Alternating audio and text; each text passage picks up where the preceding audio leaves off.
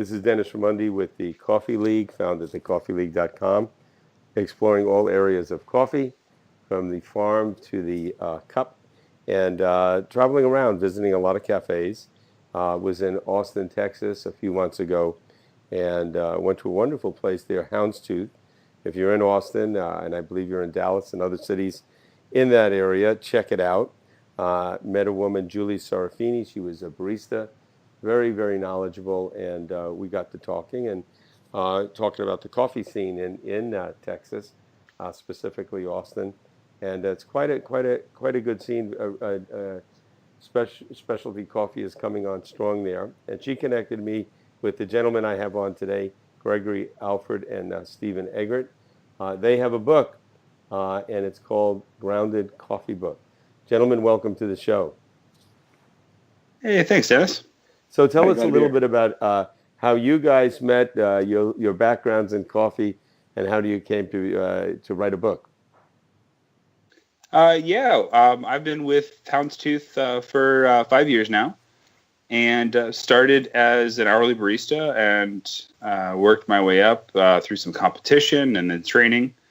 And now I direct our coffee program, and I coach our coffee program.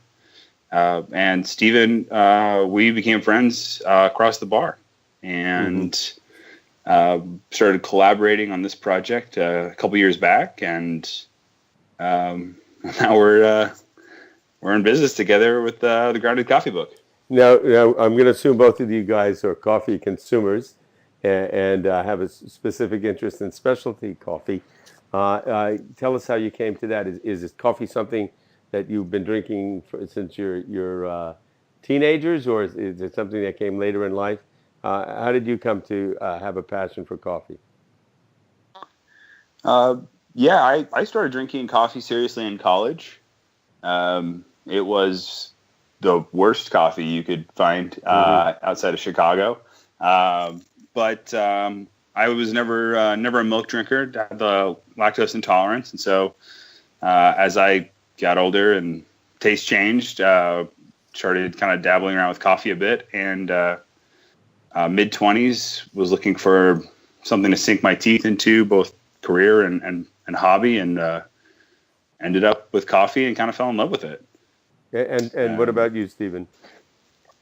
For me, I would say that I only started getting serious about it when I actually left college. I think in college, it was mostly the fuel I used to, work late into the night on either design projects or whatever art piece I was working on at the time. So it was always the fuel of like, all right, I got this Keurig machine, I got this Folgers, let's just sort of get this work cranked out. And only really finding the seriousness of coffee and just sort of a strong ritual in my life, leaving it and kind of entering the workforce as a graphic designer. Mm-hmm.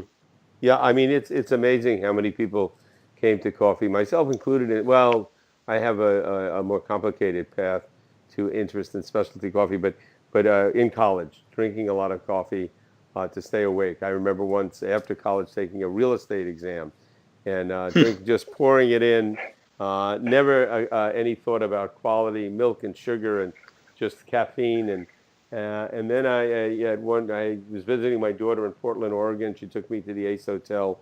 We went to Stumptown back in the day. A whole new experience. And now, I mean, it's just amazing. Every city I go to, and places where I wouldn't expect to find great coffee, I find great coffee. Gentlemen, tell me a little bit about the coffee scene in Texas and in Austin in particular, where I went to Houndstooth.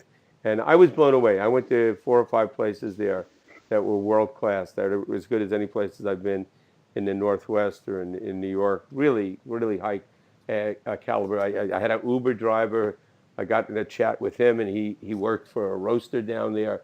So there's a heck of a lot going on. And have you guys been in the Austin area for long? And if so, when did these changes come about? Has there always been a strong coffee culture there?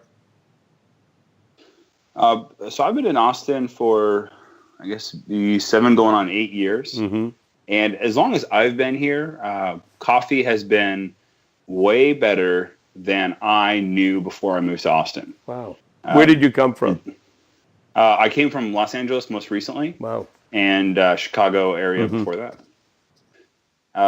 I think that my falling in love with third wave, or whatever you call the new wave of coffee that's origin specific specialty coffee.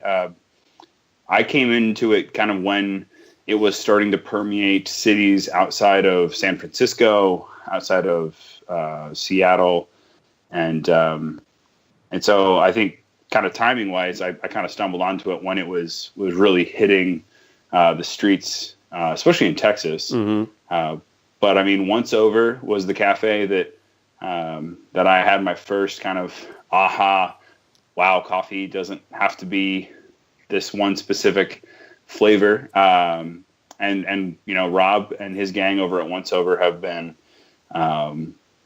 at it for years, long before I came into specialty coffee. And Stephen, I want to ask Stephen, you had mentioned about coffee, the ritual being part of your life. Tell us about your coffee ritual. Yeah, absolutely. I think starting in college of like the Keurig machine, obviously, but then it was also just trying to get the local coffee. I went to school at Texas State, which is like 30 minutes from Austin. So I've always kind of been in Texas, and they had your lattes, cappuccinos, and that was kind of my first experience of either mixed drinks or drip coffees. They didn't have a lot of pour overs there, so it was still kind of a small town on coffee. And so when I moved to Austin as kind of getting a main job in design, I just basically stumbled across Houndstooth as they were building it downtown. I think I'd maybe been to Medici, another coffee shop.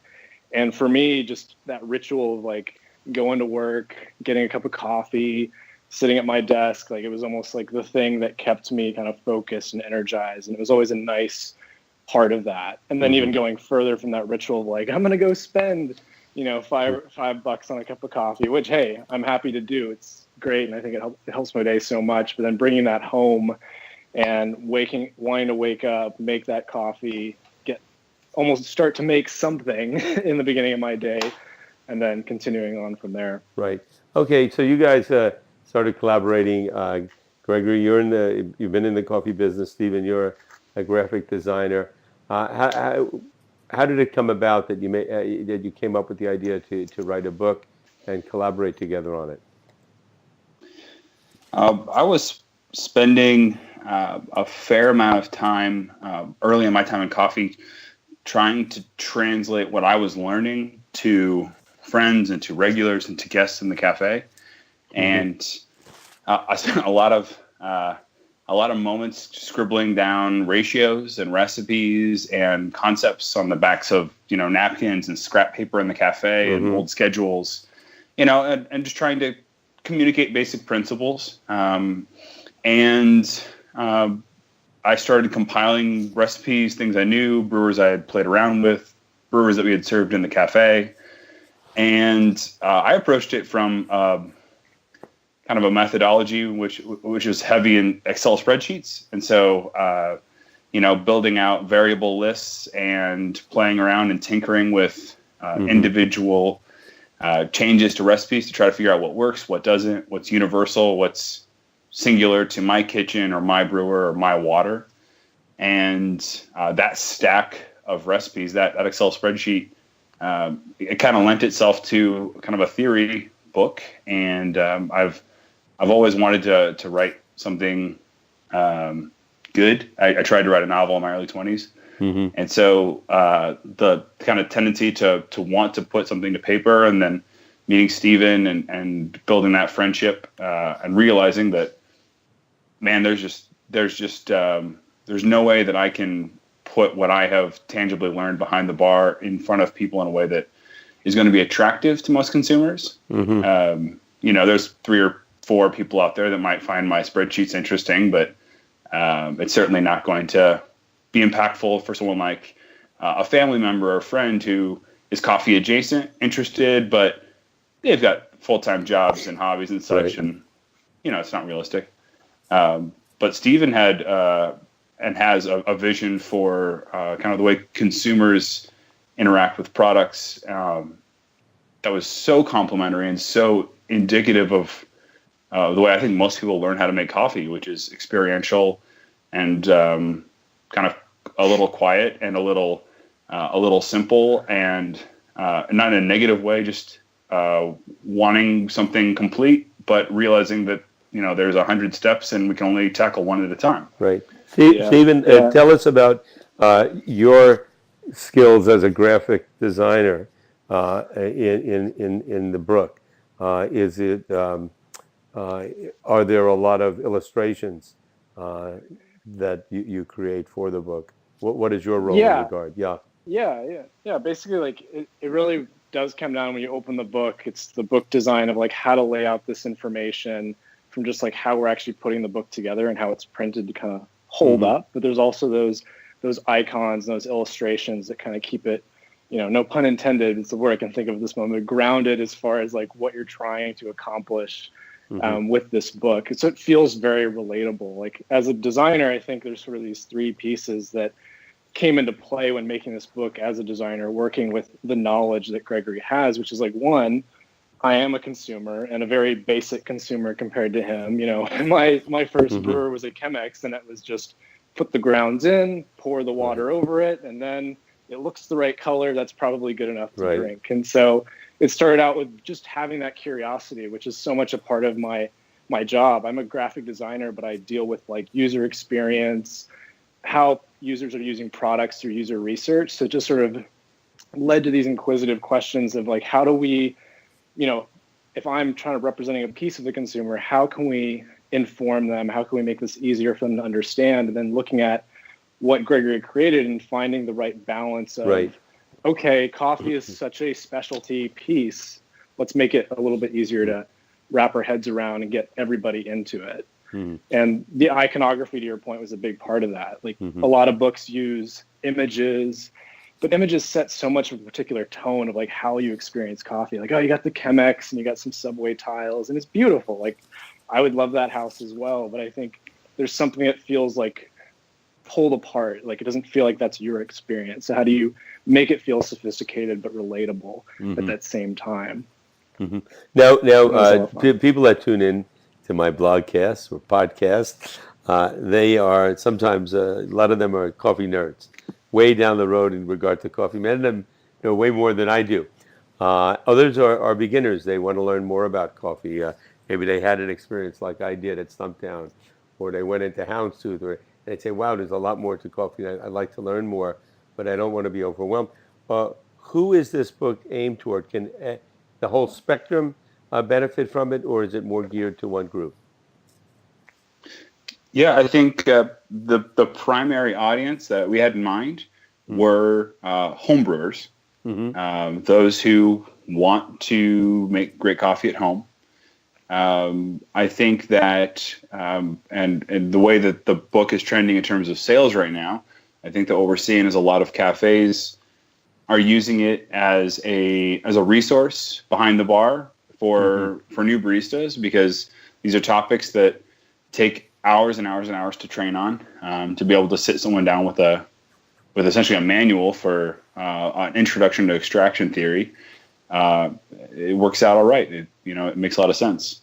We're seeing that our main buyers are kind of coffee adjacent people, where you've got a friend who's a coffee guy or a coffee gal, but it's intimidating, and I want to learn how to brew coffee at home, maybe save some money, converting from cappuccinos out. But we're seeing a lot of folks who are looking for some way to kind of make sense of the vernacular out there, right? Or try to filter through all of the thousands and thousands of recipes that exist in YouTube videos or website links. Yeah, it can be. I should say, for somebody like myself that is really looking into coffee very seriously in the last few months, at first it can be very overwhelming. There's so many angles on it. It's like wine was 50 years ago, where everybody used to drink table wine. Now it's becoming single origin, or where the grapes from. It's the same thing with coffee, and there's way more to it. And that's what we try to do here at the Coffee League, is really explore all these different areas, make it accessible to everyone. My own this is a great book for me, because my own routine is I probably have 3 to 4 cups of coffee a day, and always one, if possible, I go to a good cafe wherever I am, because I like the experience, not just of the coffee, but of the culture that surrounds it. And it's different from place to place, but it's fascinating. It's something I really enjoy every day.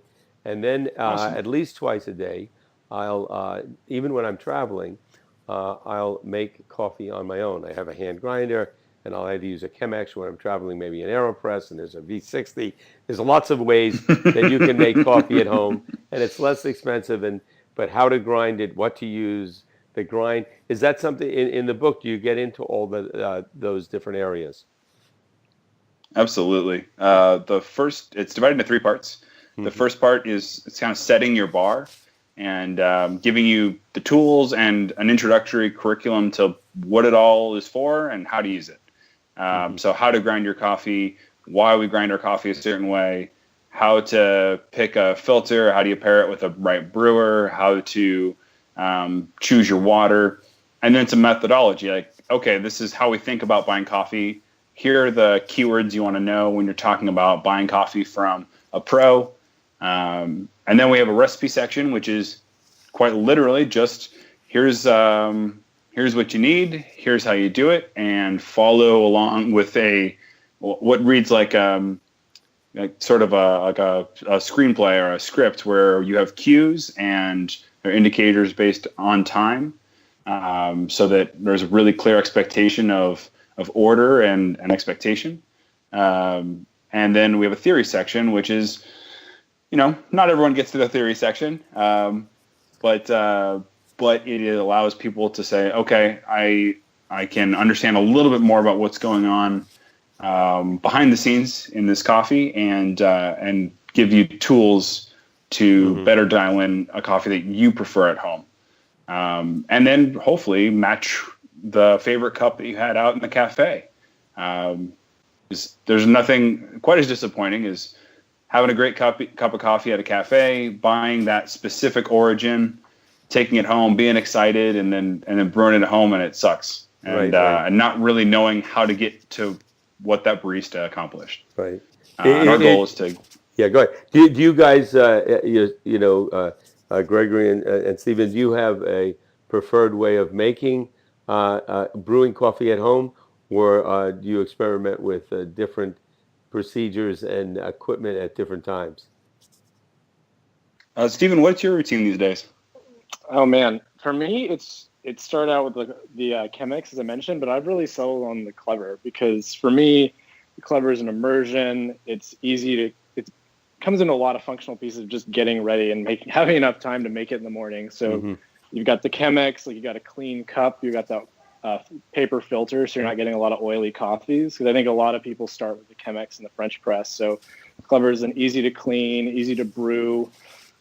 Let it sit for 2 minutes, pop it on top of a mug, good to go, or pop it on top of a carafe, and biking to work I go. But I'm definitely beginning to get more in experimenting, because again, it was French press and then Chemex and then over to Clever. So probably a Kalita wave pretty soon here. I've got a spare if you need one. Yeah. Gregory, what's your preferred method for brewing? These days, I'm brewing on the Kalita Wave almost daily, and I brew V60 on weekends, and then my wife brews a French press, a 2-portion French press every morning, and then it kind of gets me ready for work, and then I take a dive into espresso as my 9 to 5. Right, explain to our listeners who aren't familiar with Kalita Wave what that is. That's a particular. It's like a V60, isn't it? Yeah. So conceptually, very similar in that it's a pour-over brewer. So it's designed to hold a filter and then coffee within the filter, and you pour water through it, and that coffee acts as a dam in a stream of flowing water. Right.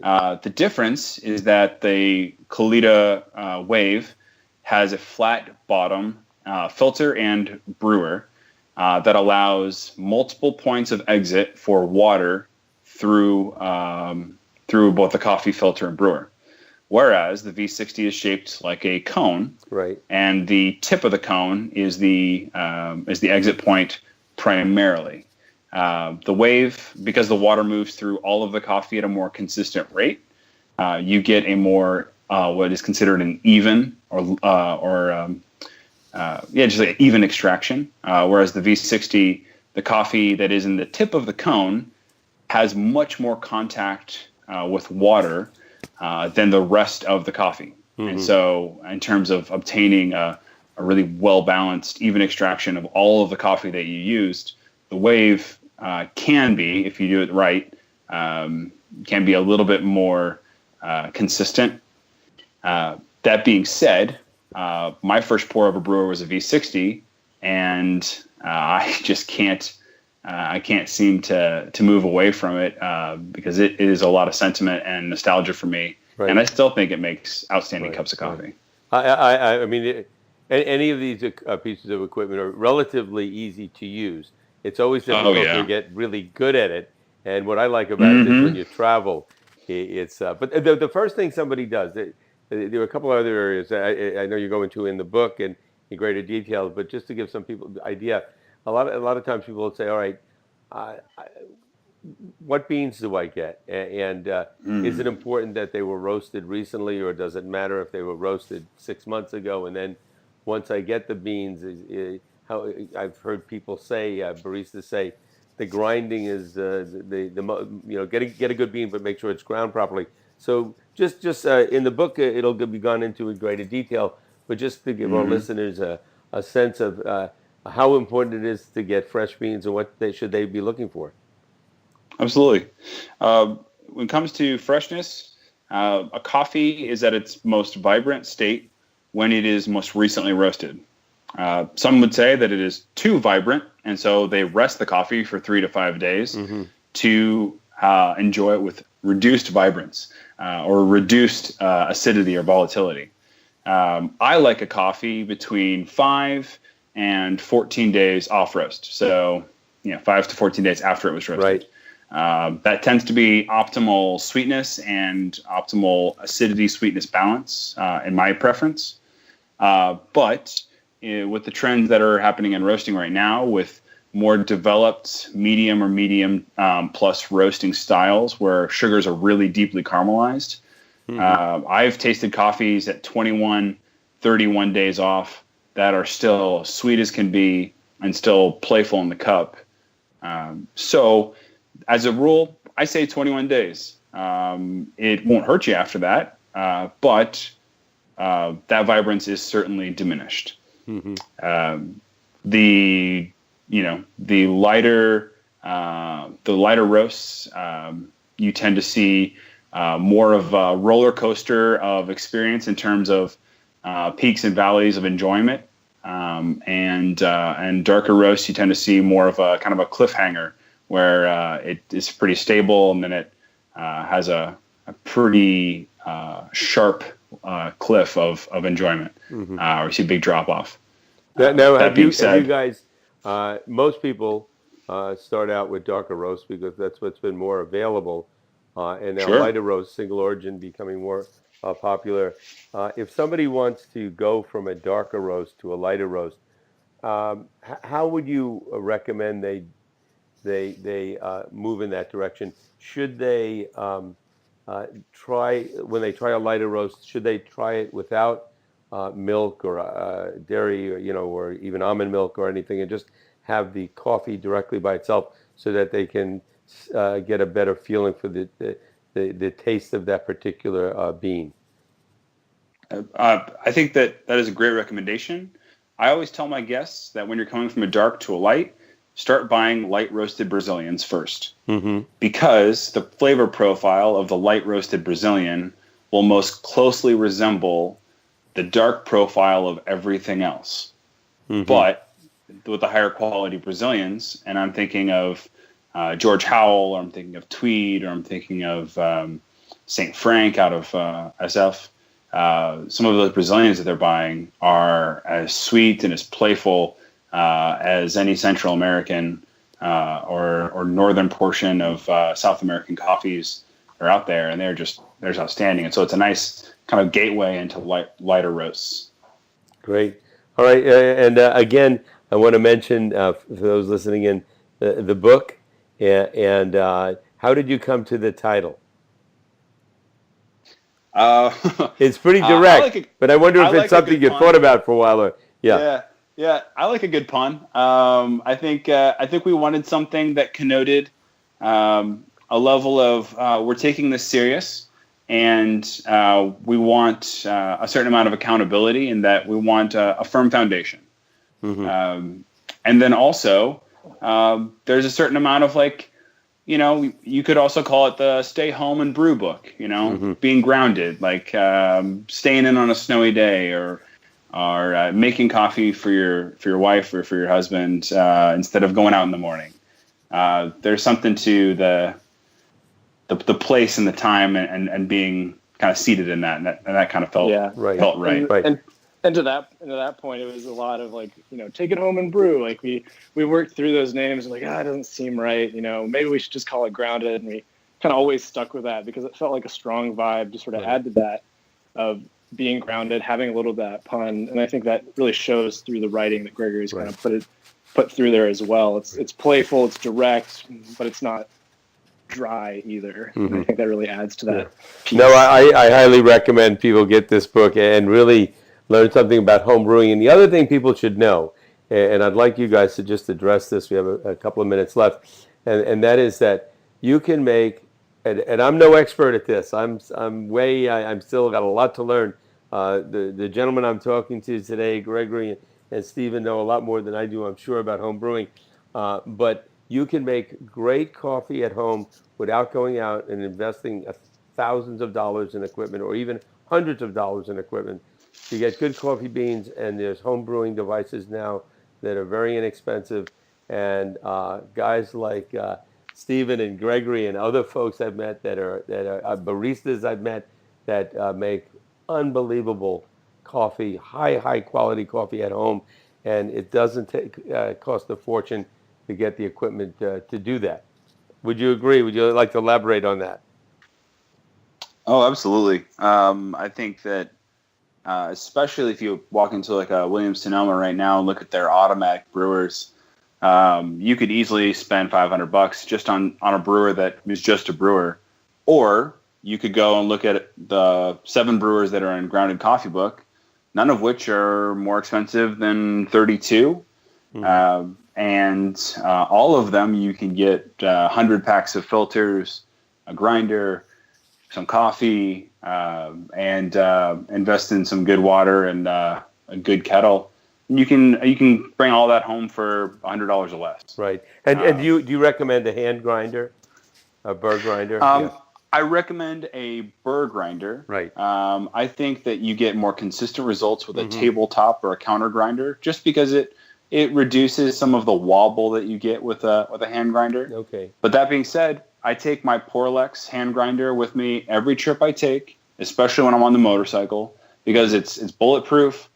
It has held up over the last 10 years, and it gives me a very consistent grind day in and day out. Great. Well, gentlemen, thank you so much for your time today. And thank you, Dennis. Where do folks go to get the book? Do they go to Amazon? Might it be in their cafes where they go? Should they ask their local cafe to carry the book? What do you have to say on that? We're currently available at groundedcoffeebook.com. Okay. You can also find on that website a list of our stockists, which is floating around 20 around the U.S. right now. Mm-hmm. That number is growing by Monday. We would love for people to ask for us. That would make our day. We are also available on Amazon and Etsy. And we are currently working on an online version and on an iBook that is forthcoming, and we'll see how long it takes us to get that out.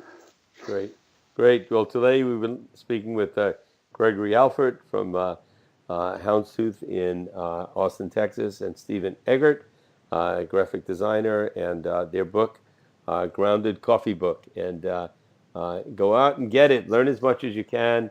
It's a lot of fun, and it's a great ritual, and it's a great experience.